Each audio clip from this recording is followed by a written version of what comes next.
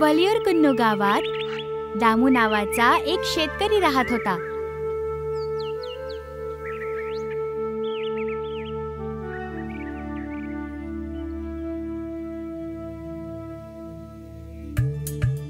गावातल्या सगळ्या लोकांना दामू खूप आवडायचा, कारण तो एक मेहनती आणि सज्जन माणूस होता. दामू आपल्या बायको आणि 2 हुशार मुलांसोबत आपल्या छोट्याशा घरात राहत होता.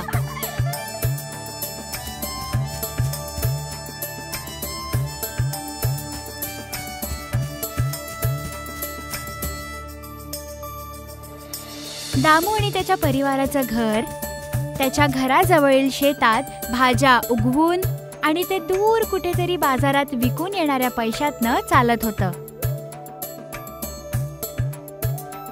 दामू आणि त्याच्या परिवाराला शेतात आनंदाने काम करताना बघणं खूपच मजेशीर होतं. बाबा, मी भेंडी तोडतो.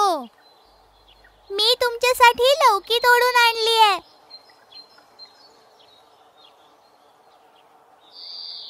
अरे, ही पडवळ अजून व्यवस्थित पिकली सुद्धा नाहीये. याला आपण पुढच्या आठवड्यात तोडू. मुलांनो, सांभाळून, घसरू नका.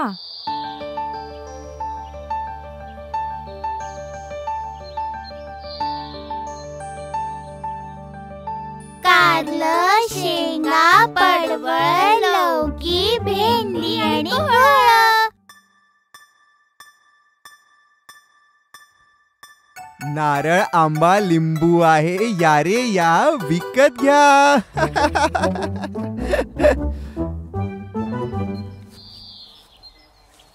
बाबा, मी सांगितलेलं पुस्तक न विसरता घेऊन या. हं बाबा, माझी कलर पेन्सिल पण.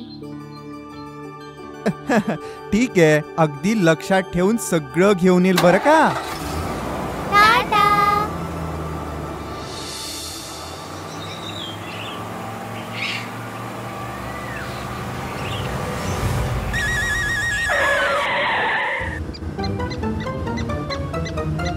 अरे, काय झालं तुला? घाबरू नकोस, येऊन घेऊन जा.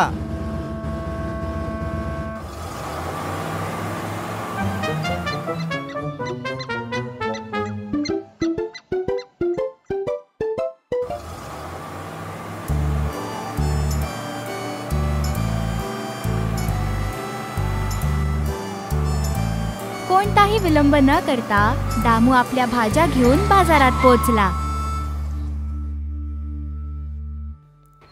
दामू आपल्या भाज्या नेहमीच मथाईच्या दुकानात विकत असत. ओ दामू, कसा आहेस तू? मी ठीक आहे मथाई दादा. माझे सगळे गिराईक मला नेहमी म्हणत असतात, दामू ज्या भाज्या आणतो त्या खूप चविष्ट असतात. दादा, मी नेहमीच माझ्या शेतात रासायनिक खताशिवाय भाज्या उगवतो आणि नैसर्गिक खताचा वापर करतो. तसंही दामू, तुझ्या या भाज्यांमुळे माझी सुद्धा विक्री खूप वाढली आहे. जर आपण चांगल्या गोष्टी विकल्या तर लोकही विकत घेतील ना. अरे हो.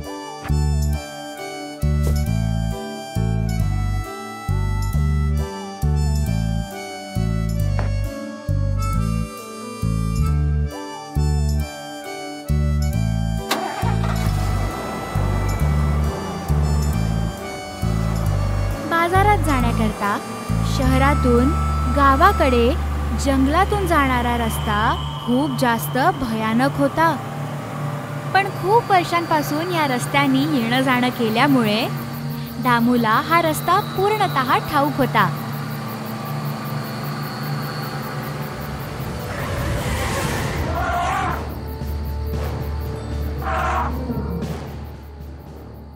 अरे, मला कळत नाहीये ह्या रस्त्याच्या मधोमध करतो काय आहे. अरे, हा तर माझ्या गाडीच्या दिशेने चालत येतोय.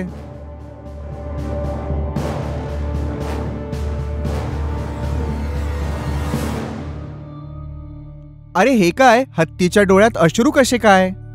बरं, हरकत नाही, मी खाली उतरून बघतो काय झालंय.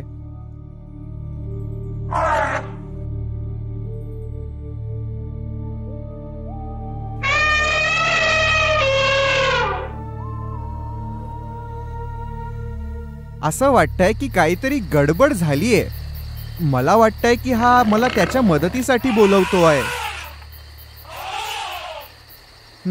काही हरकत नाही, जाऊन बघतो काय झालं.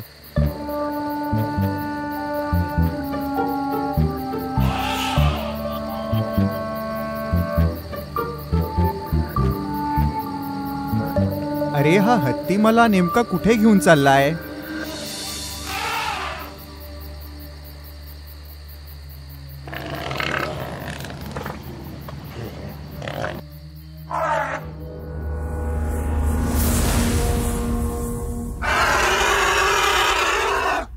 अरे या गड्ड्यात हा छोटा हत्ती कसा काय पडला?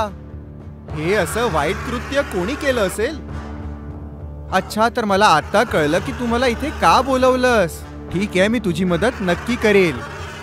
तू कुठेच जाऊ नको, मी लगेच वापस येतो बरं का.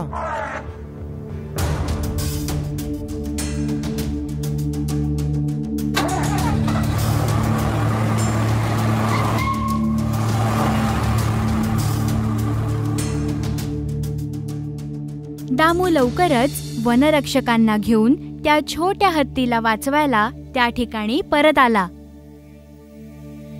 काळजी करू नको, मी तुझ्या छोट्या हत्तीला नक्की वाचवील.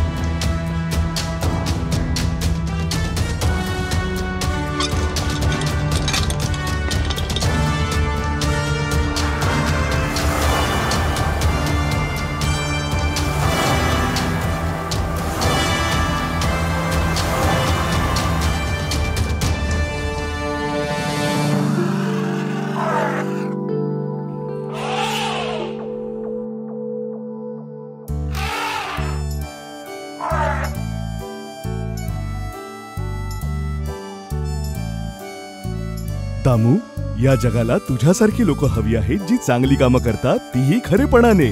तुझी सारीच कामं सगळ्यांसाठी आदर्श असू दे.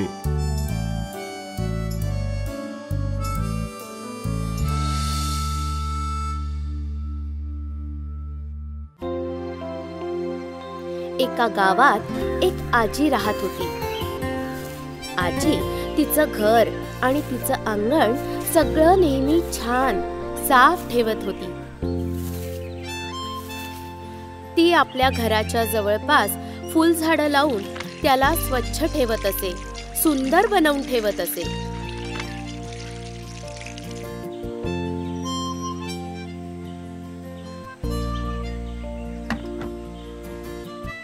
आजी या पक्ष्यांना आणि झाडांना खूप प्रेम करत होती आणि जवळच्या झाडावर बसलेल्या कावळ्यांना ती नेहमी रागवायची, हाकलून लावायची. शी, मला या कावळ्यांनी थकवलं. तुम्ही जेव्हा यांना बघाल चिडच येईल. जा कावळ्या, उडून जा, जा, त्रासवून टाकलाय.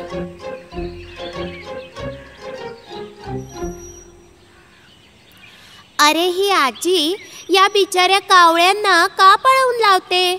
आजीला बहुतेक कावळे आवडत नसावे. हो, पण कुणालाही कमी समजू नये, ही चांगली गोष्ट नाहीये. एक दिवस आजी खूप आजारी झाली आणि पलंगावर पडली होती.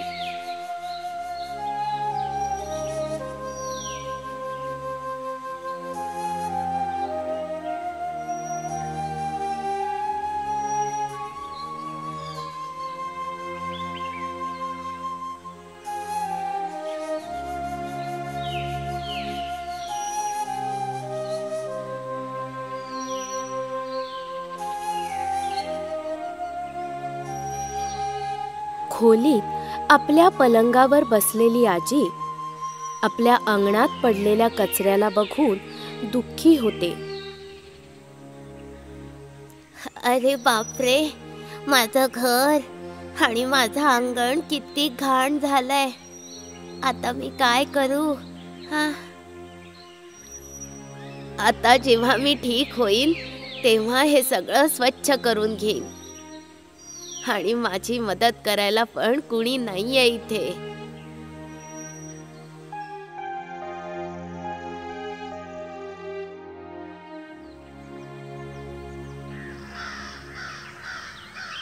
घराच्या अंगणातील झाडावर नेहमी बसणाऱ्या कावळ्यांनी आजीचं घर आणि परिसर बघितला, जो खूप घाण झाला होता.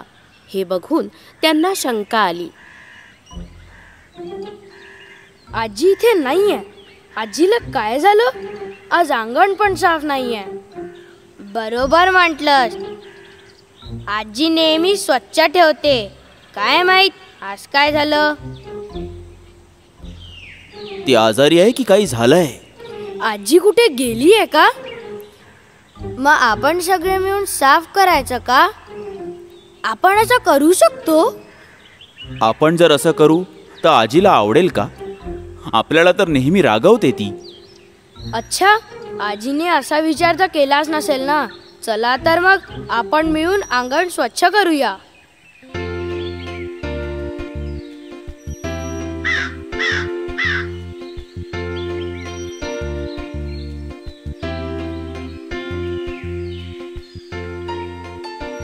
हे जे करताय ते खूप नाहीये का? आजी रागवते तेव्हा आपण सफाई करतो, मग आपल्याला आनंद मिळतो. पण हे कावळे काय करतात आहे? काही चांगली गोष्ट आहे? कुठल्याही गोष्टीवर आजी त्यांना नेहमी रागवते. हे रागवणं त्यांना आवडतं का? चल त्यांना विचारू मित्रा. ठीक आहे, चला पाहू. कावळे. आजी आपल्या घरच्या खिडकीतून स्वच्छ झालेलं अंगण पाहून विचार करते की आपण उगाच कावळ्यांना रागवत होतो. अरे देवा, या बिचाऱ्या कावळ्यांना मी किती रागवत होते, पळवत होते. या ओरडणाऱ्या कावळ्यांजवळ इतकं चांगलं हृदय असतं हे तर मला माहितीच नव्हतं.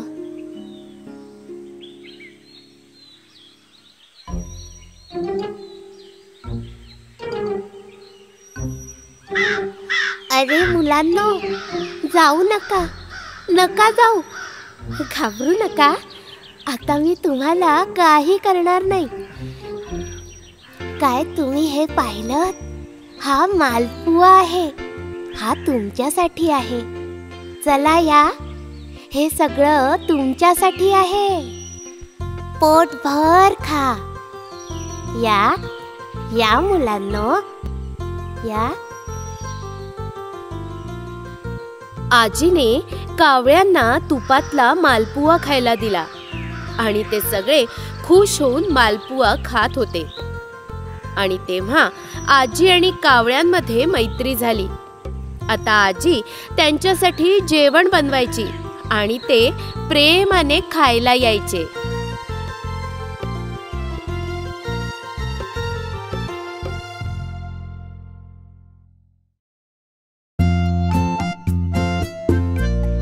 एका गावात कुंजांडी नावाचा एक व्यापारी राहत होता आणि त्या कुंजांडीकडे एक गाढव होतं.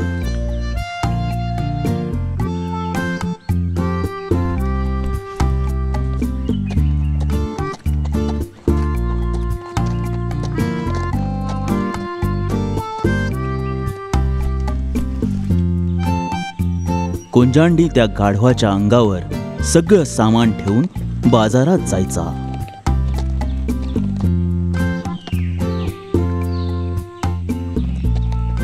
एक दिवस अचानक एक घटना घडली.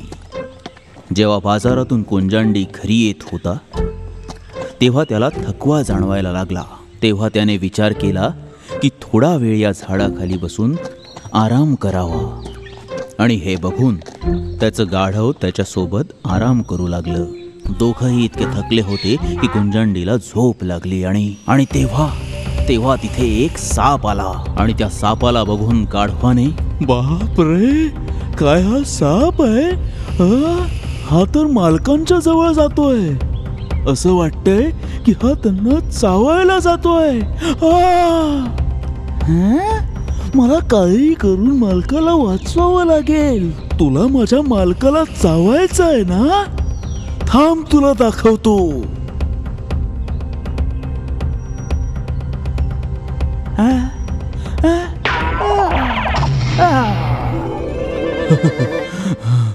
बाप रे, साप! हा इथे कसा आला? याच्या अंगावर जी काळी पडली आहे ती कुणी टाकली? तू टाकलीस का? तर तू माझा जीव वाचवलायस. हे उपकार मी कधीच विसरणार नाही. आजपासून तू माझा सर्व काही आहेस.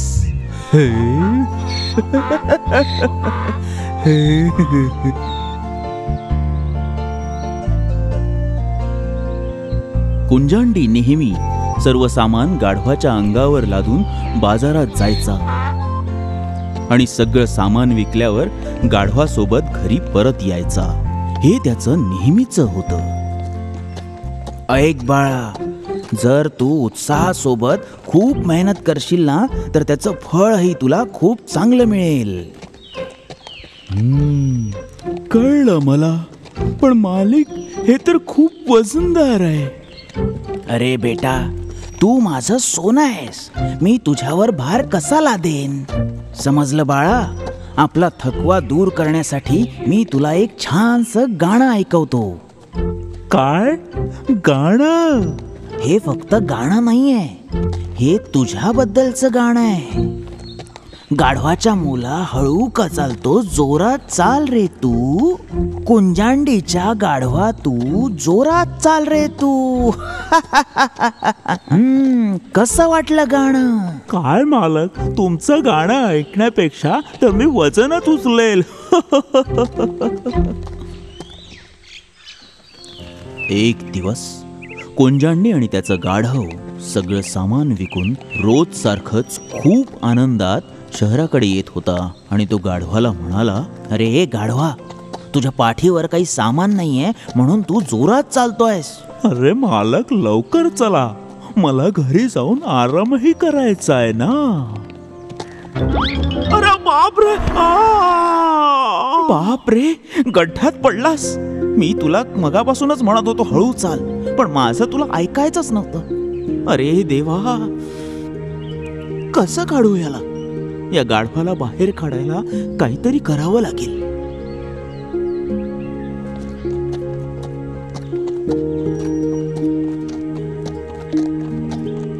आपल्या गाढवाला वाचवायला कुंजांडी काहीतरी उपायाचा विचार करू लागला आणि तितक्यात त्याला दोरीसारखं काहीतरी दिसलं.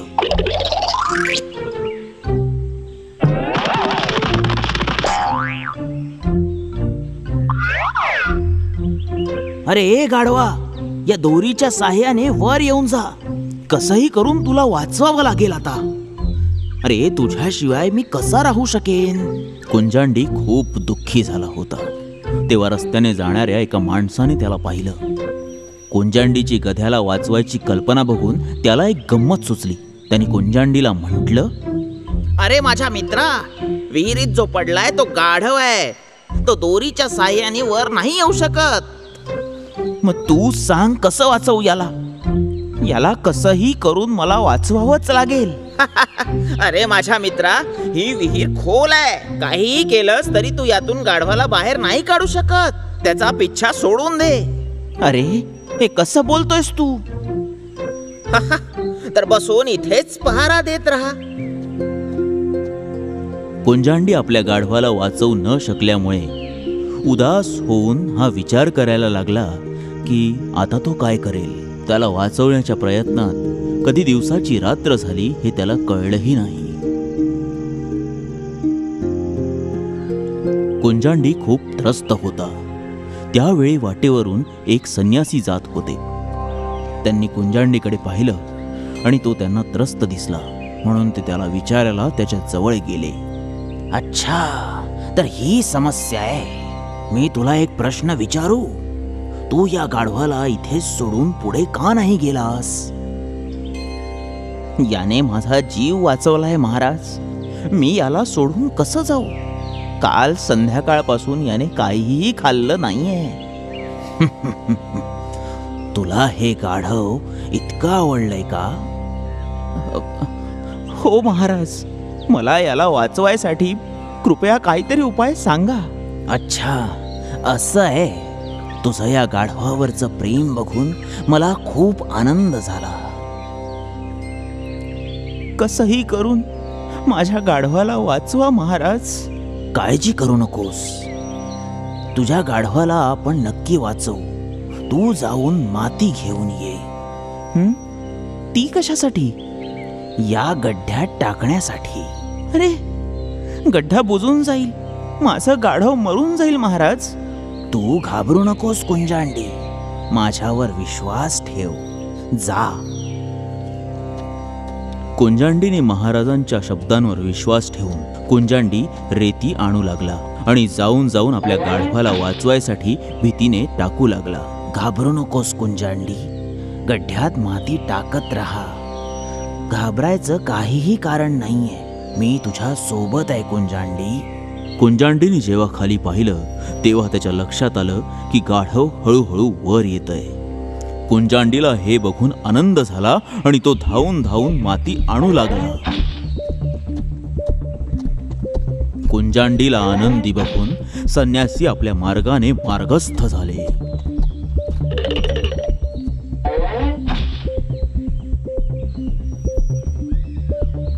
कुंजांडीने पाहिलं की गाढव हळूहळू वर येतंय. अरे गाढवा, तू मला खूप पेचात टाकलं होतंस.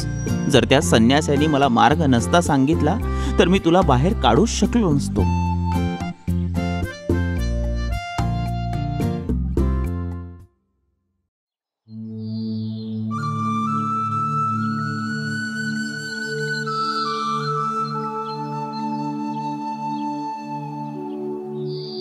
अरे, अजून तुझा चॉकलेट खाऊन झालं नाही का? नाही अप्पू दादा, मी माझं चॉकलेट पहिले संपायला नाही पाहिजे होतं. किट्टूंनी, तू मला तुझं अर्ध चॉकलेट देतोस का? नाही, मी नाही देणार. जर तू मला तुझं अर्ध चॉकलेट दिलंस तर मी तुझ्यासाठी पिकलेले पेरू तोडेन. तू माझ्यासाठी पेरू कुठून आणशील? तू खोटं बोलतोयस दादा. मोठ्यांनी कधीच खोटं बोलायचं नसतं. मी खोटं नाही बोलत आहे किट्टू, खरं सांगतोय अगदी. नाही, माझा विश्वास नाहीये. ठीक आहे, चल मग माझ्यासोबत. ते बघ किट्टू, तिकडे किती सारे पेरू आहेत झाडावर. वा वा दादा, किती सारे पेरू. चल ना दादा, आपण काही पेरू तोडू. का नाही, आपण तुला पाहिजे तेवढे तोडू, पण अर्ध चॉकलेट दे.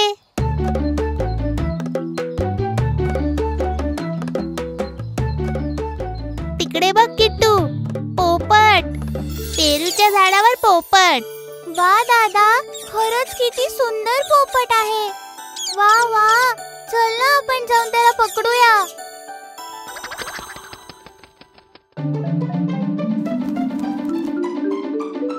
ते बघ किट्टू, पोपट नारळाच्या झाडावर गेला. मला तो हवा. चल मग झाडावर चढणाऱ्या कनरन काकांना जाऊन बोलवू. चल.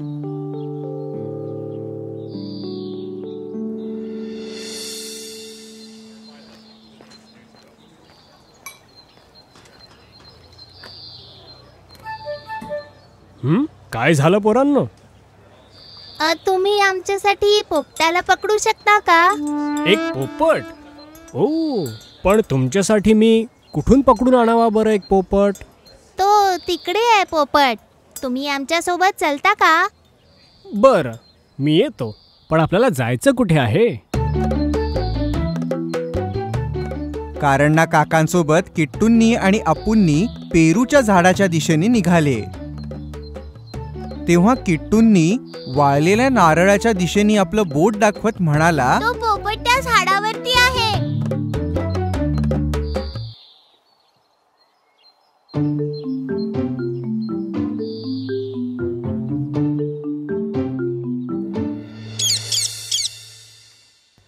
हे घ्या तुमचा हा पोपट. तुमच्याकडे याच्यासाठी पिंजरा आहे का? हो, आमच्याकडे पिंजरा आहे. आमच्याकडे मांजरीचा पिंजरा आहे. पोपट मिळाला हिरवा हिरवा पोपट मिळाला. पोपट मिळाला हिरवा हिरवा पोपट मिळाला. दूध देणी आला, फळ देणी आला. पोपट मिळाला हिरवा हिरवा पोपट मिळाला.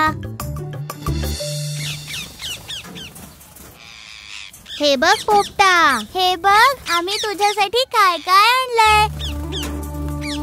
हे बघ दादा, हा पोपट किती जास्त खुश आहे. त्याला बहुतेक हा पिंजरा आवडला असावा. हो ना, खरंच हा पोपट किती खुश दिसतोय. हे सगळं काही एक बदमाश मांजर बघत होती आणि जसे अप्पूंनी आणि किट्टूंनी तिथून निघून गेले, ती मांजर त्या पोपटाजवळ आली आणि तो पोपट त्या मांजरीला पाहून घाबरून गेला.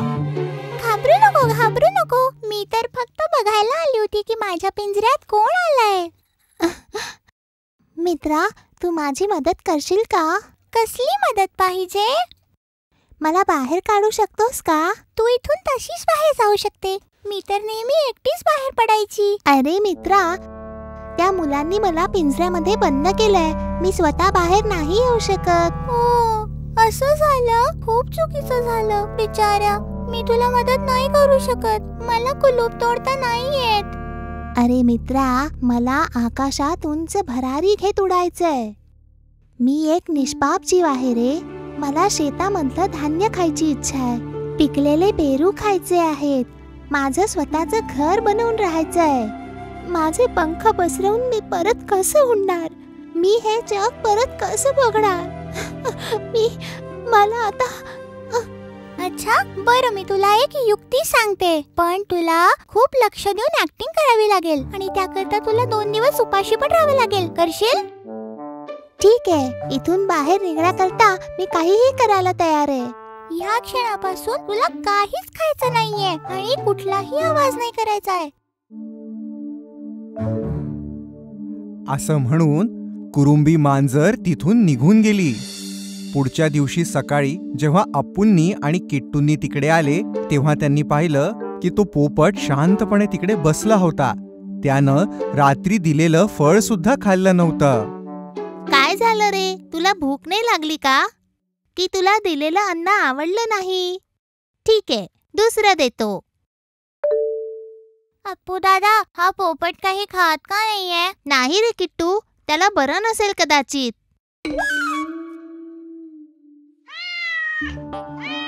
पिंजरा उघडून दे दादा.